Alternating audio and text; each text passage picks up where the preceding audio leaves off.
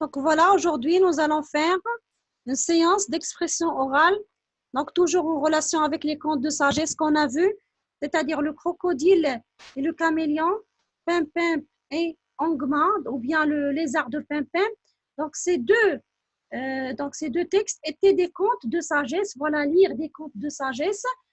Donc dans cette séance, nous allons présenter le caractère d'un personnage. Donc vous avez déjà connu les deux personnages du premier conte et les deux personnages du deuxième conte. Donc, vous allez d'abord dire quelle est la différence des personnages du premier et du deuxième conte. Donc, avant de passer à l'étape 1, relisons les textes pour comprendre les personnages. Donc, on a déjà bien lu les deux contes. Vous êtes appelés donc, à trouver donc, dans ces contes donc, le chapitre que vous allez choisir. Donc, le personnage dont vous voulez faire la présentation. Vous allez présenter l'un des personnages, soit du premier, soit du deuxième conte. Vous allez faire la liste des actions, des paroles qui vous semblent importantes pour définir son caractère.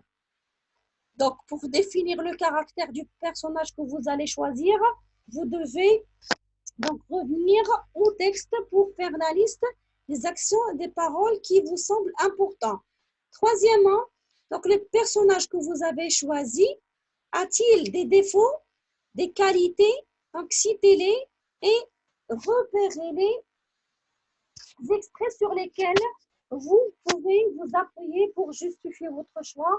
Donc il est nécessaire de revenir au texte pour parler sur le personnage choisi, pour le présenter d'une manière plus enrichie.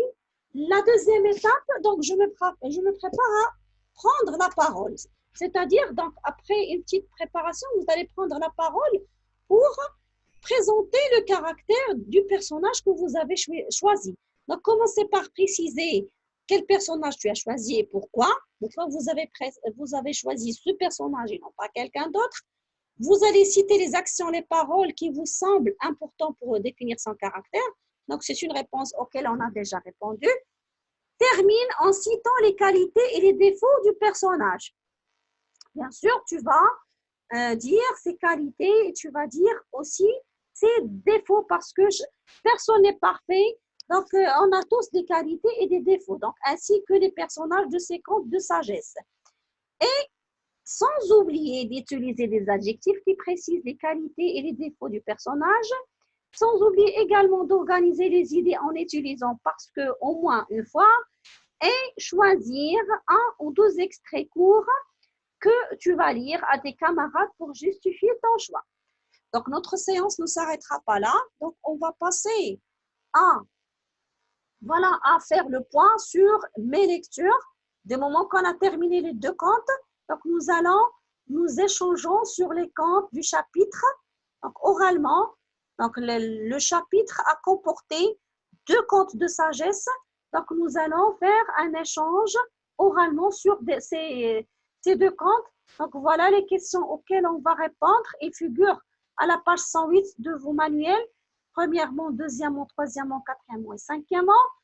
Donc, sixièmement, le conte de sagesse. Donc, pour chacun de ces contes, précisez le nom du personnage qui tire une leçon de la situation qu'il vient de vivre, expliquer la leçon enseignée dans chaque conte.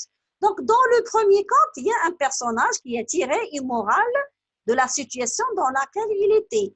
Dans le deuxième conte également, c'est la même chose. Il y a un personnage qui a tiré une morale, qui a tiré une sagesse de la situation qu'il a vécue. Donc, c'est ce que vous allez montrer, c'est ce que vous allez éclaircir.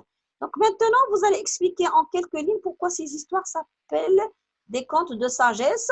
Donc, je reviens sur la notion de conte de sagesse.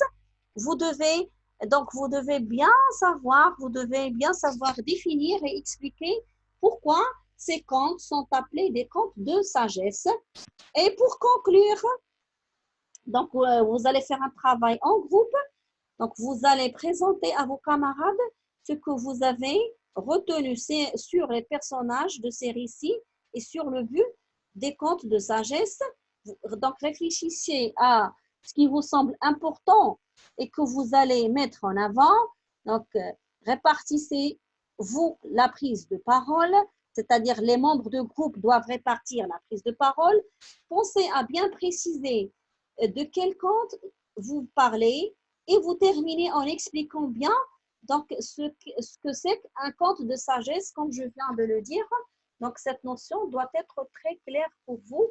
Donc, merci d'avoir suivi avec moi. Voilà la fin de la séance.